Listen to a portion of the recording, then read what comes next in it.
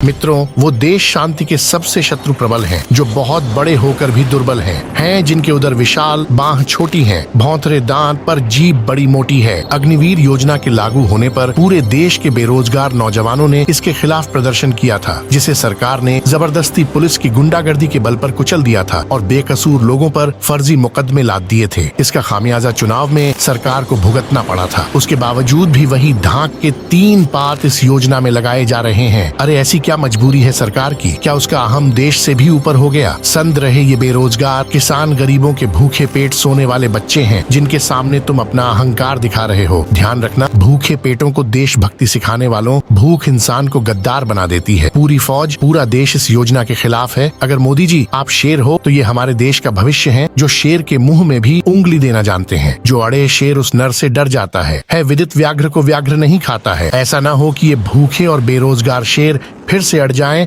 तो सिंहासन को उखाड़ फेंकने में ज्यादा देर नहीं लगाएंगे। बेरोजगारों के साथ मजाक बंद करो। सरकार ने अग्निवीर योजना को समूल नहीं नष्ट किया तो भविष्य में न तो भगवान राम उनके काम आएंगे, न फ्री राशन और घर देने के लॉलीपॉप, और न किसानों को फ्री फंड में दी जाने वाली सम्मान निधि। मित्रों, ये फ्री बंदर बांट करने के लिए सरकार के पास लाखों करोड़ है, लेकिन फौजियों को पेंशन देने के नाम पर सरकारी खजाने पर बोझ बढ़ जाता है। यानी आप सत्ता में बने रहने के लिए फ्री में रेवड़ियां बांटो और देश की सेना को सशक्त करने के लिए आपके पास पैसा नहीं है। कैसा तर्क है ये? जवान और किसान इस देश की नींव हैं। अगर उन्हें हिलाओगे तो संविधान की पूरी इमारत ही भर भरा के एक क्षण में गिर पड़ेगी। मित्रों, इस वीडियो को पूरा देखें। अगर स्किप करेंगे तो आपको पूरी बात समझ में नहीं आएगी कि कैसे सरकार अग्निवीर योजना में परिवर्तन के नाम पर पूरे देश के बेरोजगारों को धोखा देने जा रही है। और अगर आपने अब तक हमारे चैनल को सब्सक्राइब नहीं किया है तो अभी इसे सब्सक्राइब कर लें। आइए आते हैं वीडियो पर।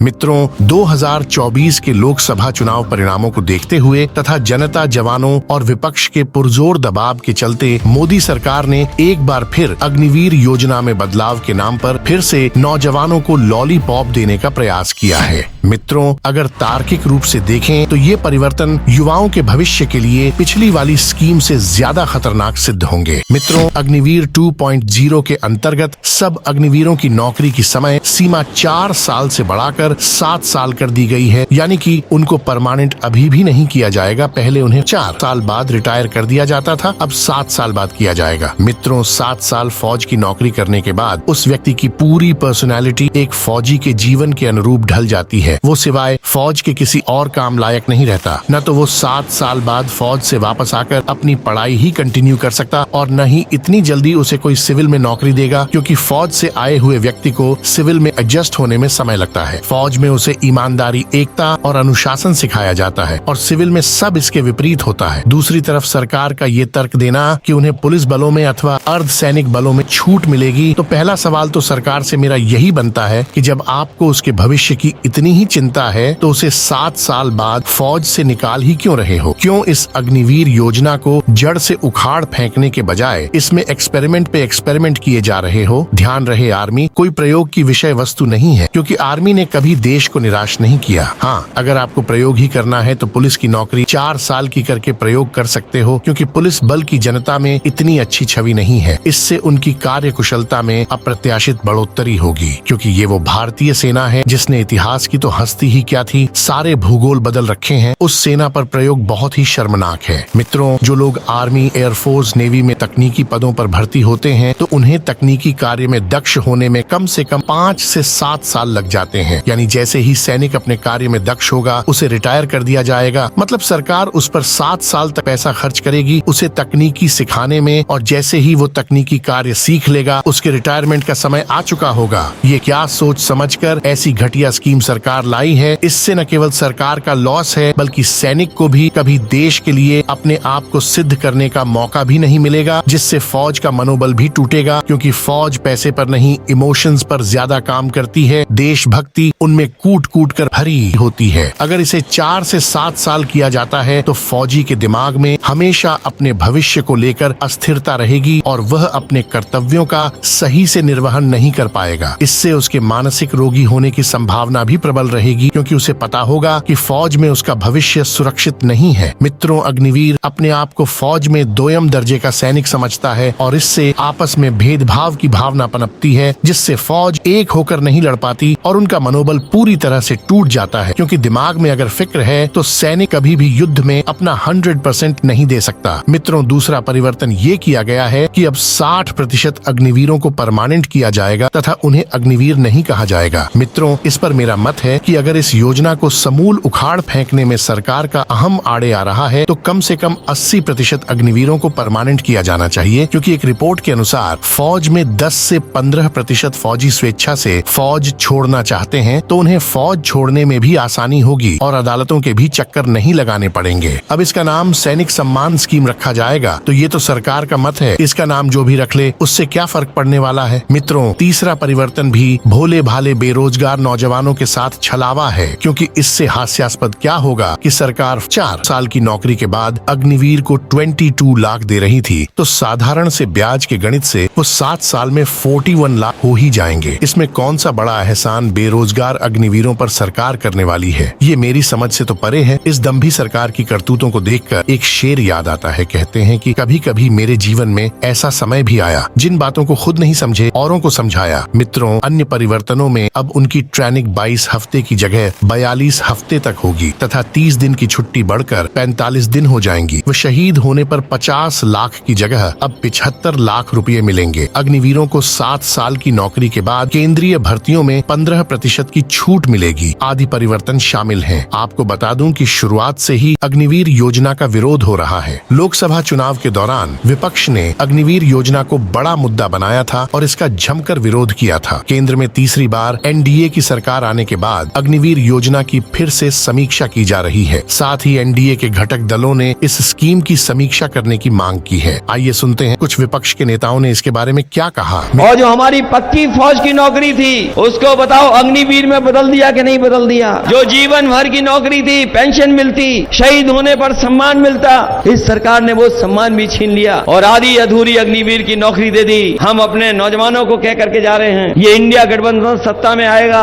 उसी दिन ये आधी अधूरी नौकरी अग्निवीर की खत्म करने का काम करेंगे और जैसे पहले फौज की पक्की नौकरी होती थी वैसे ही हम उसी को लागू करने का काम करेंगे।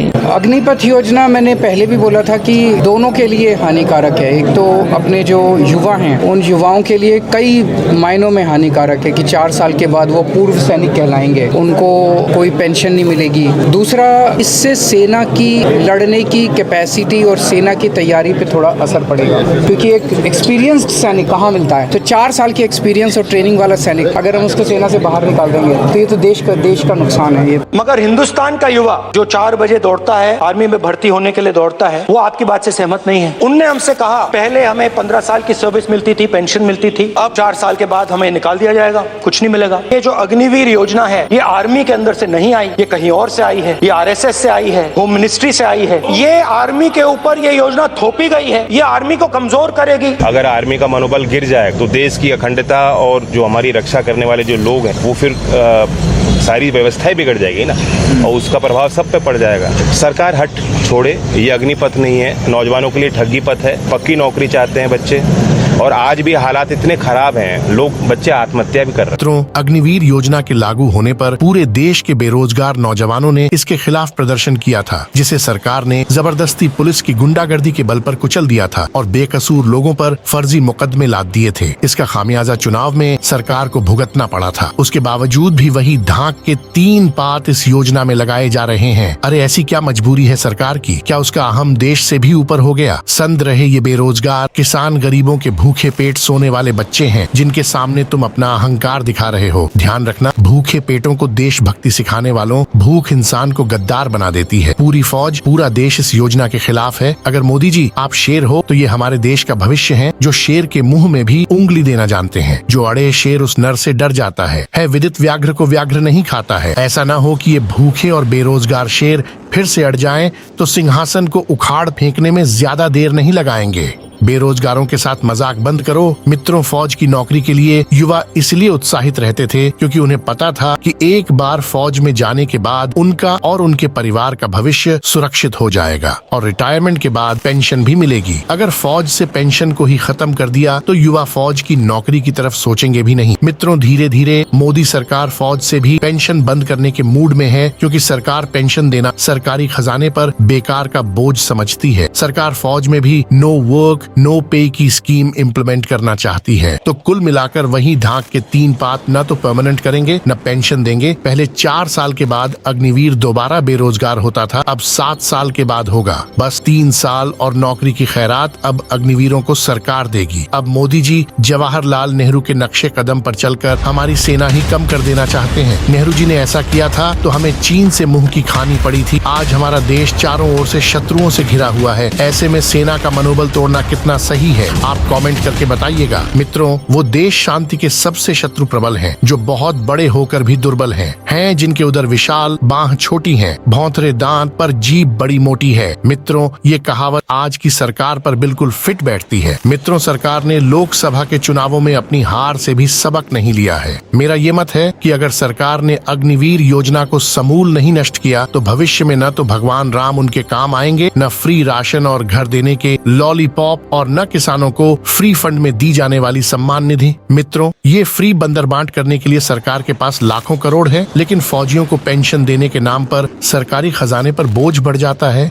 यानी आप सत्ता में बने रहने के लिए फ्री में रेवड़ियां बांटो और देश की सेना को सशक्त करने के लिए आपके पास पैसा नहीं है। कैसा तर्क है ये? जवान और किसान इस देश की नींव हैं। अगर उन्हें हिलाओगे तो संविधान की पूरी इमारत ही भर भरा के एक क्षण में गिर पड़ेगी। आज विपक्ष भी मजबूत है। इस स्कीम का दोबारा पूरी ताकत से पुरजोर विरोध करें, क्योंकि जब सेना ही नहीं बचेगी तो हमें कौन बचाएगा। कुछ व्हाट्सएप, फेसबुक यूनिवर्सिटी के पुरोधा जड़ मूर्ख इस योजना के पीछे भी हिंदू मुस्लिम सोच रहे हैं। वो कह रहे हैं कि भारत में जल्द ही एक गृह युद्ध होने वाला है, तो मोदी जी चाहते हैं कि हिंदुओं के प्रत्येक घर से एक बच्चा आर्मी की ट्रेनिंग लिए हो, जिससे कि मुसलमानों का सामना किया जा सके। इनसे कोई पूछे, जब इस घटिया योजना के कारण नौजवानों का आर्मी से ही मोह भंग हो जाएगा तो वहाँ ट्रेनिंग कौन करेगा? मतलब किसी भी चीज में धर्म को ले आओ, सनातन को ले आओ, ये सब चीजें अब ज्यादा नहीं चलने वाली। चुनाव परिणामों ने ये सिद्ध कर दिया है कि युवा धर्म की अफीम छाटने को कतई तैयार नहीं है। ओ होश करो मोदी जी, अब तो होश करो। सब दिन तो ये मोहनी न चलने वाली है, होती जाती है गर्म दिशाओं की सांसें, मिट्टी फिर कोई आग उगलने वाली है। मित्रों, आपकी इस संदर्भ में क्या राय है, हमें कमेंट करके जरूर बताइएगा और इस वीडियो को अधिक से अधिक शेयर कीजिएगा।